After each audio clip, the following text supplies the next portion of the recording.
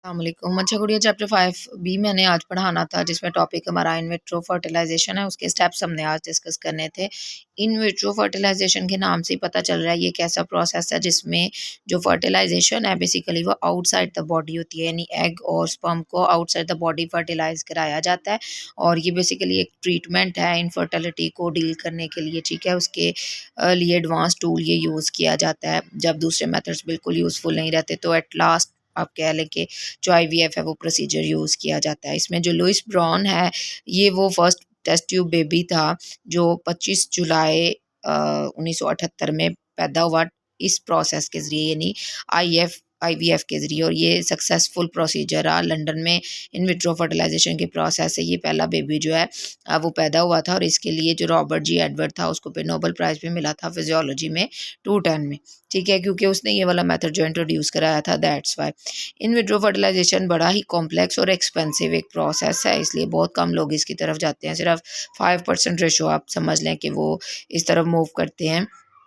लेकिन जब से इसको इंट्रोड्यूस कराया गया है यूएस में, तब से तकरीबन 2 लाख से ज़्यादा बर्थ जो हैं वो इस प्रोसेस के ज़रिए हो चुकी हैं। इस प्रोसेस को तब ट्रीटमेंट ऑप्शन के तौर पे यूज़ किया जाता है जब जो फीमेल है उसकी फेलोपियन ट्यूब या तो मिसिंग हो, जो रिप्रोडक्टिव सिस्टम के अंदर प्रेजेंट होती है, या वो ब्लॉक हो, प्लस यहाँ फिर उसको स्वीयर एंडोमेट्रियोसिस हो। अब ये एंडोमेट्रियोसिस क्या है? इसमें जो एंडोमेट्रियम होती है ना वो आउटसाइड द यूट्रस ग्रो करना शुरू कर देती है। या तो ये वाला केस हो, या फिर जो मेल है उसका स्पर्म काउंट लो है, या फिर जो है वो स्पर्म उनकी मूवमेंट प्रॉपर नहीं है, या आर्टिफिशियल इंसेमिनेशन का प्रोसेस वो यूज़ कर चुके हैं लेकिन वो फेल हो चुका है।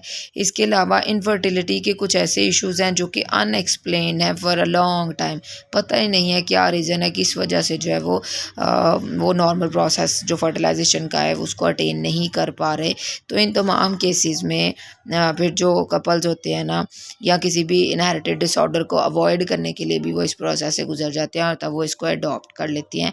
ये इसकी जो है ना वो हिस्ट्री है कि इन विट्रो फर्टिलाइजेशन कब इंट्रोड्यूस हुआ, पहला जो है वो बॉर्न बेबी कौन सा था, और इसके सक्सेसफुल होने के बाद अब तक कितने लोग जो हैं वो इस प्रोसेस के ज़रिए पैदा हो चुके हैं।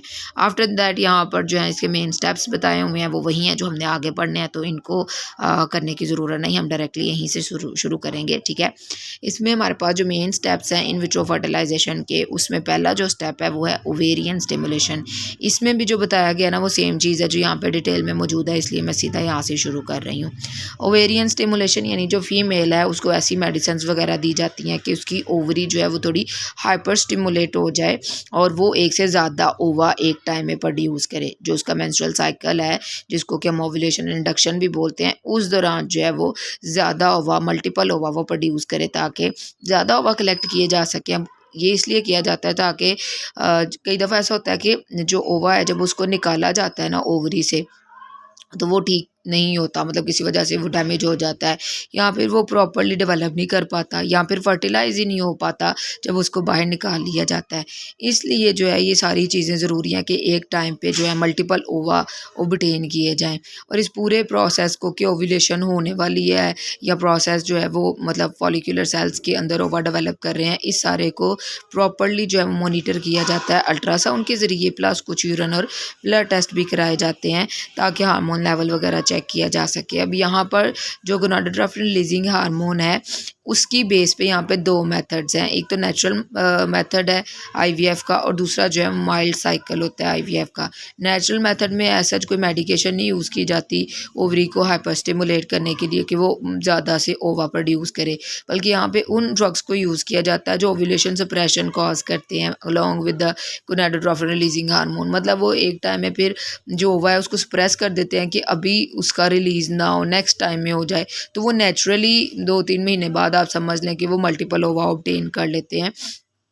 तो ये एक नेचुरल प्रोसीजर हो जाता है। जबकि जो माइल्ड आईवीएफ साइकिल है उसमें तो फिर वो छोटी छोटी डोजेस देते रहते हैं ताकि ओवरी जो है वो मल्टीपल ओवा प्रोड्यूस करे, और इस केस में 2 से 7 ओवा वो एक टाइम में या एक ही आप कह लें मेंस्ट्रुअल साइकिल के दौरान प्रोड्यूस कर लेती है। अब इससे ये होता है कि ये बिलीव किया जाता है कि ज़्यादा ओवा होंगे तो फिर ज़्यादा जो है वो फर्टिलाइज्ड हमारे पास बन सकेंगे ज़ाइगोट, और आफ्टर दैट जो है वो सक्सेसफुल हम एम्ब्रियो को या हेल्दी एम्ब्रियो को जो है वो ट्रांसप्लांट कर देंगे फीमेल की बॉडी में। तो जो ओवरऑल स्टेप होता है ना इन विट्रो फर्टिलाइजेशन का, उसमें पहला स्टेप होता है कि ओवरी को स्टिमुलेट कराना कि एक टाइम में वो एक से ज़्यादा ओवा प्रोड्यूस करे। ठीक है, अब ओवा उसने प्रोड्यूस ओवरी ने कर लिए, उसके बाद एग जो है उसका रिट्रीवल होगा, मतलब ओवरी से एग को बाहर निकाला जाएगा। उसके लिए क्या किया जाता है कि एक हॉलो नीडल को पेल्विक कैविटी के ज़रिए ओवरी के अंदर डाला जाता है, जहाँ से वो जो है ओवा को रिमूव कर लेती है। जब ओवेरियन फॉलिकल्स जो हैं एक खास डिग्री ऑफ डेवलपमेंट तक चले जाते हैं, मतलब हमें पता है फॉलिकल्स के अंदर जो है वो ओवा की डेवलपमेंट होती है, जब एक खास स्टेज तक वो उनकी डेवलपमेंट कंप्लीट हो जाती है तो अब यहाँ पर इंडक्शन फाइनल होनी है उस साइड मैच्योरेशन की। ठीक है, अब इसमें क्लिनिकली क्या किया जाता है कि उसको फीमेल को इंजेक्शन दिया जाता है ह्यूमन कोरियोनिक गोनाडोट्रोफिन का, एचसीजी का। इसको ट्रिगर शूट के तौर पर कंसीडर किया जाता है, क्योंकि कहते हैं कि जो एचसीजी इंजेक्शंस होते हैं ना वो बिल्कुल एनालॉग के तौर पर एक्ट करता है ल्यूटिनाइजिंग हार्मोन के। अब एलएच हार्मोन का फंक्शन आपको पता है कि ये ओव्यूलेशन काज कराता है। ठीक है, तो ईसीजी का इंजेक्शन लगाने का पर्पस ये है कि फ़ीमेल की बॉडी के अंदर जो है वो ओव्यूलेशन हो जाए। तो जब ये इंजेक्शन लगाया जाता है तो उसके तकरीबन 38 से 40 घंटे के दरमियान ही, एक सिंगल इंजेक्शन के उसके दरमियान ही उसकी बॉडी के अंदर ओव्यूलेशन का प्रोसेस हो जाता है। ठीक है, एग रिट्रीवल तो तब होगा ना जब उसकी बॉडी के अंदर ओव्यूलेशन हो चुकी होगी। पहले तो एक टाइम में मल्टीपल ओवा जो हैं वो प्रोड्यूस कराने हैं, और सेकेंडली फिर जो है वो हमने सक्सेसफुली उस एग को ओवरी से निकालना भी है। और उसको सक्सेसफुली निकालने के लिए यहाँ पे बताया गया है कि ये प्रोसीजर जो है वो 34 से 36 आवर्स के बाद, वो इंजेक्शन लगाने के 34 से 36 आवर्स के बाद जो है वो परफॉर्म कर लिया जाता है। अभी फॉलिकल्स रप्चर नहीं हुए होते, उससे थोड़ी देर पहले ये वाला जो प्रोसीजर है ना उसको परफॉर्म किया जाता है। ठीक है, और इस टेक्निक को जिसमें हम पेशेंट से एग जो है उसको निकालते हैं उसको कहते हैं ट्रांसवेजाइनल टेक्निक, या इसका दूसरा नाम है ट्रांसवेजाइनल oocyte रिट्राइवल। ठीक है, इसमें जो है वो अल्ट्रासाउंड को यूज़ करते हुए नीडल को डाला जाता है फीमेल की बॉडी के अंदर, जो वेजाइनल वॉल को पियर्स करती है, मतलब उसके अंदर कट क्रिएट करती है, और वहाँ से वो चली जाती है ओवरीज के अंदर। फिर उस नीडल के ज़रिए जो फॉलिकल्स हैं उनको ब्रेक किया जाता है, उसमें से सारा मटेरियल जो है फिर बॉडी से बाहर निकाल लिया जाता है, और जो एम्ब्रियोलॉजिस्ट है फिर उसमें से ओवा जो होते हैं ना उसको वो कलेक्ट कर लेते हैं। जितने भी डेफिनेटली उनको मिल जाएंगे, जो भी रेंज होगी उस हिसाब से उनकी कलेक्शन हो जाती है। तो मतलब ओवरी जो है वो स्टिमुलेट होगी पहले मल्टीपल ओवा प्रोड्यूस करने के लिए, फिर एग जो है उसको भी बाहर निकाल लिया। थर्ड स्टेप जो है वो इंसेमिनेशन है। इसमें क्या होता है कि मेल से सीमन कलेक्ट किया जाता है इजैकुलेशन की प्रोसेस के ज़रिए, फिर उसका जो सीमन होता है ना उसको प्रिपेयर किया जाता है फर्टिलाइजेशन के लिए। मतलब उसमें जो स्पर्म्स होते हैं जो कि सही नहीं है, इनएक्टिव हैं, तो उनको रिमूव कर दिया जाएगा, जिसको हम स्पर्म वाशिंग बेसिकली बोल देते हैं। और अगर किसी ने डोनेट किया हो अपना सीमन, यानी स्पर्म डोनर हो, तो उसमें जो उसकी पूरी की पूरी प्रेपरेशन है उसके सीमन को स्टोर करने से पहले ही वो सारा प्रोसीजर जो है वो कंप्लीट किया जाता है। सेम टाइम पे जो फीमेल है उसकी बॉडी से जो ओवा रिट्राइव किया गया है, ठीक है, निकाला गया है, उसकी भी प्रेपरेशन होती है। प्रेपरेशन उसकी क्या होती है कि उसके सराउंडिंग इन्वायरमेंट जो आइडेंटिफाइड ओवा होते हैं उनको जो फॉलिकुलर फ्लूइड सारा निकाला था उस सराउंडिंग इन्वायरमेंट से उनको बाहर निकाल लिया जाता है, और फर्टिलाइजेशन के लिए प्रिपेयर किया जाता है। किस तरीके से कि इसमें oocyte की सिलेक्शन होती है जो बिल्कुल परफेक्ट होगा सक्सेसफुल प्रेगनेंसी के लिए, या आप कह लें कि जिसके चांसेस हैं कि वो सक्सेसफुल फर्टिलाइजेशन प्रोवाइड कर सके। एम्ब्रियोलॉजिस्ट उस ओवा को सेलेक्ट करता है। डेफिनेटली इसके लिए कुछ पैरामीटर्स उन्होंने रखे होंगे मॉर्फोलॉजी की बेस पे और उसकी ग्रोथ के बेस पे, वो जो बेस्ट ओवा होता है फिर उसको सेलेक्ट कर लिया जाता है। तो थर्ड स्टेप में सीमन की कलेक्शन है, प्लस ओवा को जो है वो प्रिपेयर किया जाता है फर्टिलाइजेशन के लिए। आफ्टर दैट जो है फोर्थ स्टेप में क्या होता है, इसमें इन विट्रो फर्टिलाइजेशन होती है और एम्ब्रियो कल्चरिंग होती है। मतलब वो जो स्पर्म और एग हैं उनको इंक्यूबेट कराया जाएगा एक कल्चर मीडिया के अंदर, ताकि असल में उनके अंदर जो फर्टिलाइजेशन का प्रोसेस एक्चुअल में होता है ना वो हो सके। इसमें जो रेशो रखी जाती है वो 75,000 स्पर्म्स और एक ओवा जो है ना रखा जाता है। ये मतलब वो कोशिश करते हैं कि जैसे नॉर्मल प्रोसीजर या एक्चुअल फर्टिलाइजेशन का प्रोसेस होता है ना, वैसे ही उस इंक्यूबेटर के अंदर, उस कल्चर मीडिया के अंदर जो है वो फर्टिलाइजेशन फर्टिलाइजेशन हो सके। ज़्यादातर केसेस में ओवा जो है उसको देखा गया है कि इंक्यूबेशन के दौरान ही उसके अंदर जो है वो डिवीजन स्टार्ट हो जाती है और वो 2 प्रो न्यूक्लियाई उसके अंदर शो होना शुरू हो जाते हैं। कुछ ऐसी केसेस भी होते हैं जिसमें स्पर्म मोटिलिटी या स्पर्म काउंट कम होता है, यानी या तो स्पर्म की तादाद कम होती है या फिर वो ठीक तरीके से मूव नहीं कर पा रहे होते, तो उसमें फिर खुद ही जो है ना एक सिंगल स्पर्म को चूज़ किया जाता है जो हेल्दीएस्ट होता है और उसको फिर डायरेक्टली ओवा के साइटोप्लाज्म के अंदर इंजेक्ट कर दिया जाता है यूजिंग इंट्रासाइटोप्लाज्मिक स्पर्म इंजेक्शन, ठीक है। और फिर जो एग है वो फर्टिलाइज हो जाता है। इस फर्टिलाइज एग को फिर ख़ास ग्रोथ मीडिया के अंदर ट्रांसफ़र करके अनटच छोड़ दिया जाता है तकरीबन 48 घंटों के लिए, और वहाँ पे फिर जो ओवा होते हैं ना वो 6 से 8 सेल्स के अंदर डिवाइड हो जाते हैं। डेफिनेटली फर्टिलाइजेशन हो जाएगी तो फिर ज़ायगोट के अंदर जो है वो डिवीजन स्टार्ट हो जाती है।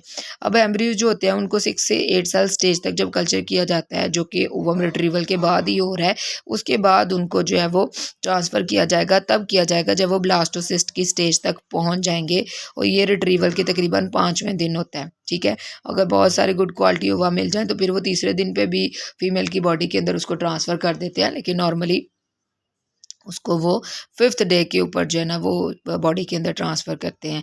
यानी सबसे पहले ओवरी को स्टिमुलेट किया कि वो ज़्यादा एग प्रोड्यूस करे, फिर उन एग्स को निकाला, फिर इन विट्रो सीमन कलेक्ट किया, फिर इन विट्रो फर्टिलाइजेशन कराई और एम्ब्रियो की कल्चरिंग कराई।